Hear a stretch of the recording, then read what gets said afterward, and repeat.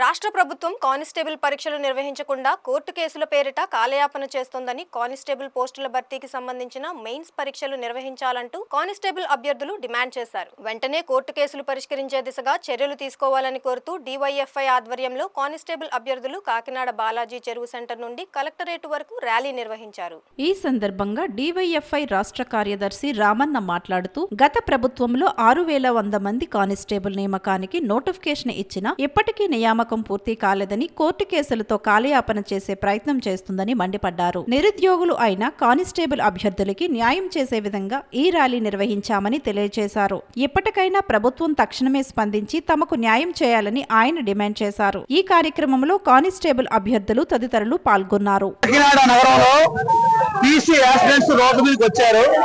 ప్రధానంగా వీళ్ళ డిమాండ్ గత 3 ఏళ్ల నుంచి గత ప్రభుత్వం ఏదైతే 6100 ఉద్యోగాలకు కానిస్టేబుల్ ఉద్యోగాలు నోటిఫికేషన్ ఇచ్చిందో ఈ నోటిఫికేషన్ భర్తీ ప్రక్రియ 3 ఏళ్ళు అవుతా ఉన్నా ఇప్పటికీ పూర్తి కాలేదు.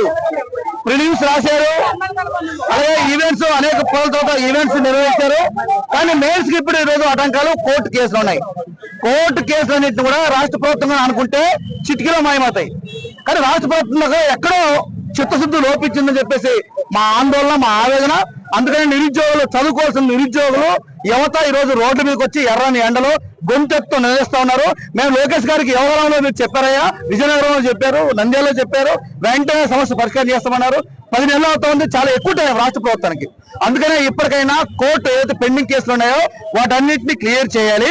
జనరల్ అభ్యర్థులు ఈరోజు చాలా ఇబ్బంది పడుతున్నారు. ఈరోజు రూముల్లో ఉండి అద్దె కట్టుకోలేక, తిండి లేక, తిప్పలు లేక, చివరికి ఆత్మహత్యలు తప్ప మాకు ఇంకో దారి లేదని చెప్పి నిరుద్యోగులు ఆవేదన చేస్తున్నారు.